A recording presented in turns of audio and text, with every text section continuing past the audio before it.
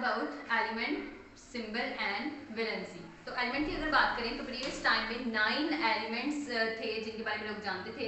उसके बाद at the end of 19th century 63 elements जो थे वो डिस्कवर हो चुके हैं और एट द प्रेजेंट टाइम इस वक्त हम 118 एलिमेंट्स के बारे में जानते हैं। मतलब जो टोटल इस वक्त नॉन एलिमेंट्स हैं वो हैं 118। अगर हम इसकी डेफिनेशन की बात करें तो element is a substance that is made up of same type of atom having same atomic number and it cannot be decomposed into a simple substance by ordinary chemical means। इस definition में आपने 3 points को focus करना है, that is same atom, same atomic number और can not be decomposed any further. मतलब कि already एक सिंगल चीज है, आप उसको तोड़ के मजीद क्या बनाएंगे उसका, ठीक है। तो आप इस तरह इसको समझेंगे कि एलिमेंट जो सेम काइंड है, एक ही चीज है, उसको आप ब्रेक भी करेंगे तो वो सेम ही रहेंगे, ठीक है। तो आप इसको तोड़ नहीं सकते, ये एक ही जैसे एटम है और उनका एटॉमिक नंबर हमेशा सेम होगा। ये 3 पॉइंट्स आपने एलिमेंट की डेफिनेशन में मस्ट ऐड करने हैं, देन आपकी डेफिनेशन होगी करेक्ट। अब जाते हैं हम कि एलिमेंट्स जो हैं वो किस हालत में पाए जाते हैं, कहाँ कहाँ मौजूद होते हैं। तो ज़मीन में हर जगह जो है एलिमेंट्स पाए जाते हैं, डिफरेंट फॉर्म्स में पाए जाते हैं और जो 2 इसकी मेन फॉर्म्स हैं वो फ्री और कंबाइंड स्टेट में ज़्यादातर एलिमेंट्स आपको मिलेंगे, जैसे एयर, कार्बन डाइऑक्साइड और इसके अलावा कुछ आयंस। और हम अब बात करते हैं कि इसकी 3 बेसिक फॉर्म्स के जो एलिमेंट्स हैं ये गैस, लिक्विड और सॉलिड फॉर्म में भी पाए जाते हैं। और and a large amount of element are found in solid state, for example gold, silver and iron, copper, tin, anything you can see in the solid state, that is solid form of elements। और इसके बाद very few elements are found in liquid state, that is bromine and mercury।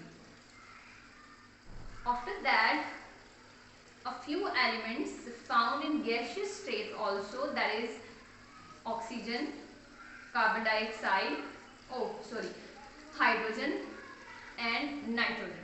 तो ये मैंने आपको बताया कि elements basically 3 different forms में एग्जिस्ट करते हैं, ये कंबाइंड स्टेट में भी हो सकते हैं और फ्री भी।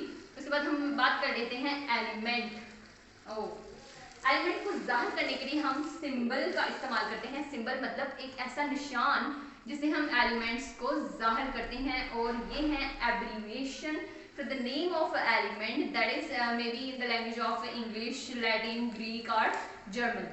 मतलब एलिमेंट का नेम इन लैंग्वेजेस में होगा और उसको जाहिर करने के लिए जो हम निशान, जो लफ्ज इस्तेमाल करेंगे उसको हम क्या कहेंगे, सिंबल। फॉर एग्जांपल, और अगर ये सिंगल वर्ड होगा तो ये हमेशा कैपिटल होगा, जैसे कार्बन के लिए C, हाइड्रोजन के लिए H और ऑक्सीजन के लिए O। लेकिन अगर ये डबल वर्ड है, मतलब 2 अल्फाज हैं किसी एलिमेंट के, तो फर्स्ट लेटर हमेशा कैपिटल होगा, जैसे कैल्शियम में Ca और सोडियम के लिए Na। ओके जी, I you getting my point? Good. तो देखें सिंबल को हमने देख लिया कि सिंबल बेसिकली वो निशान है जिससे हम एलिमेंट को जाहिर करते हैं और ये किसी भी लैंग्वेज में हो सकता है और ये सिंगल वर्ड भी होगा और डबल वर्ड भी होगा। उसके बाद हम देखेंगे वैलेंसी क्या है। तो वैलेंसी बेसिकली यूनिक प्रॉपर्टी है एलिमेंट की, that is combining capacity of one element to the other element and it is depend upon the number of electron in the outermost shell of an atom। Okay ji, देखिए valency आपके पास simply क्या है, combining capacity. Combining का क्या मतलब है, मिलना।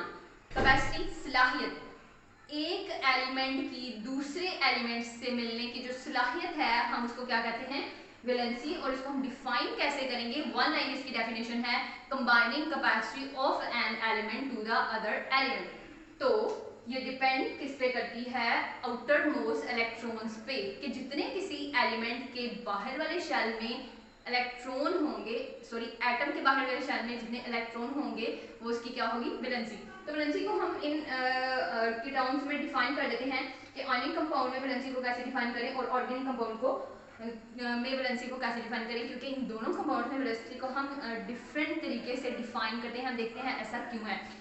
तो आयनिक कंपाउंड्स के अंदर क्योंकि ट्रांसफर ऑफ इलेक्ट्रॉन हो रहा है, तो यहाँ पे जब हम वैलेंसी को डिफाइन करेंगे तो हम कहेंगे कि वैलेंसी क्या है, it's depend upon the number of electron gained और डोनेटेड, कि कोई एलिमेंट, कोई एटम कितने इलेक्ट्रॉन गेन करता है या लूज करता है, वो उसकी वैलेंसी होगी in term of ionic compound. और ऑर्गेनिक कंपाउंड की टर्म में अगर हम देखें तो यहाँ पे हो रही है शेयरिंग ऑफ इलेक्ट्रॉन।